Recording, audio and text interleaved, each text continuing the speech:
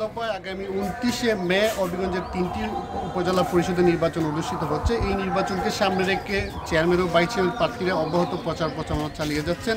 আমি এখন কথা বলবো হবিগঞ্জ সদর উপজেলার বর্তমান চেয়ারম্যান ও উপজেলা চেয়ারম্যান প্রার্থী জনাব মোতাসিরুল ইসলামের সাথে। আপনি কেমন সাড়া পাচ্ছেন? আলহামদুলিল্লাহ, আগামী 29শে মে আমাদের সদর উপজেলা নির্বাচন। সেই নির্বাচনে আশা করি আনারস প্রতীকে হবিগঞ্জ সদর উপজেলাবাসী বিপুল ভোট দিয়ে নির্বাচিত করবে। কারণ আমি 5টি বছর করোনাকালীন সময়ে আমি মানুষের পাশে ছিলাম। বন্যা অতিবৃষ্টির সময় আমি মানুষের দুঃখে সুখে সবসময় পাশে ছিলাম এবং বিশেষ করে শিক্ষা এবং স্বাস্থ্য নিয়ে আমি বিশেষ কাজ করেছি।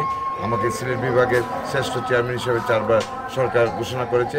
আমি প্রত্যাশা করি এইবারে ভোটে বিপুল ভোটে আনারস প্রতীকে ভোট দিয়ে পুনরায় হবিগঞ্জ সদর উপজেলাবাসী আমাকে নির্বাচিত করবে। এই নির্বাচনের আচরণবিধি লঙ্ঘনে এখন কোনো ধরনের আপনি কি অভিযোগ অনেক প্রার্থীরা বিরুদ্ধে উঠেছে, আপনার এই বিষয়ে আপনার মতামত কি? আলহামদুলিল্লাহ, আমি এখন পর্যন্ত আমার কোনো আচরণবিধি লঙ্ঘনের কোনো কিছু হয় নাই। আমাকে কেউ রিটার্নিং অফিসার থেকে কোনো ধরনের কোনো কিছু জানানো হয় নাই। আমি আচরণবিধি মেনেই আমার নির্বাচন প্রচারণা করছি।